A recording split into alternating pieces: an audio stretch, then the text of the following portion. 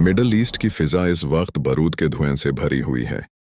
2024 से शुरू होने वाला ये सिलसिला अब एक खौफनाक मोड़ पर आ गया है। اونا بودیم چی کار میتونستیم بکنیم؟ هیچ. بعد فهمیدیم पहली बार ईरान और इजराइल एक दूसरे के आमने सामने हैं। रहबर ईरान की शहादत से लेकर इजराइल पर बरास्ते सैकड़ों मिसाइल्स तक दुनिया अब एक ऐसी जंग देख रही है जिसका अंजाम किसी को मालूम नहीं। लेकिन ये सब शुरू कहाँ से हुआ? किसने पहली गोली चलाई और किसका पलड़ा भारी है? इस शदीद कशीदगी का असल आगाज तब हुआ जब इसराइल ने सीरिया के शहर दमास्कस में ईरानियन कॉन्सुलेट पर हमला किया। ईरान ने इसे अपनी मलकियत पर हमला करार दिया और ऑपरेशन ट्रू प्रॉमिस के तहत 300 से ज्यादा ड्रोन्स और मिसाइल्स इसराइल पर फायर किए। लेकिन सबसे बड़ा झटका तब लगा जब ईरान के रहबर मुअज़्ज़म सुप्रीम लीडर को निशाना बनाया गया। इस शहादत ने ईरान की पूरी मिलिट्री पॉलिसी बदल दी।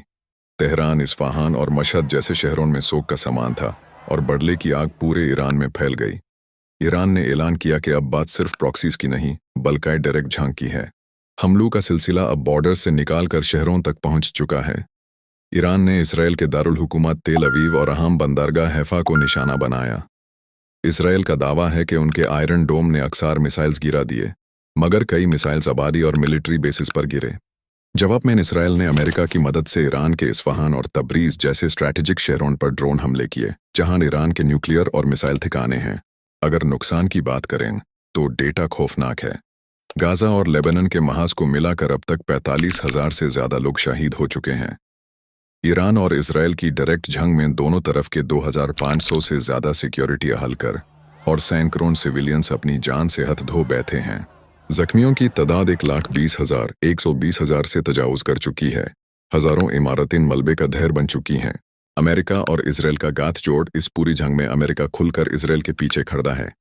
अमेरिका ने न सिर्फ इसराइल को नए वेपन सिस्टम्स दिए बल्कि अपने एयरक्राफ्ट कैरियर्स मिडल ईस्ट भेजकर ईरान को धमकाया। इसराइल ने इंटेलिजेंस वॉर के जरिए ईरान के अंदर दाखिल होकर उनके कमांडर्स और साइंटिस्ट को टारगेटेड अटैक्स में निशाना बनाया। इस वक्त सबसे ज्यादा माली नुकसान ईरान की इकोनॉमी को हो रहा है, क्योंकि उनकी ऑयल रिफाइनरीज और सप्लाई लाइंस खतरे में हैं, जबकि इसराइल को भी रोजाना बिलियंस ऑफ डॉलर्स डिफेंस पर खर्च करने पड़ रहे हैं। क्या ईरान अपने रहबर की शहादत का वो बदला ले पाएगा जिसका उसने वादा किया है, या फिर अमेरिका और इसराइल मिलकर ईरान के निजाम को बदल देंगे? दुनिया तीसरी जंग के दहाने पर खड़ी है। आपके ख्याल में कौन ज्यादा नुकसान उठा रहा है? कमेंट में अपनी राय जरूर दें। मजीद अपडेट के लिए चैनल को सब्सक्राइब करें।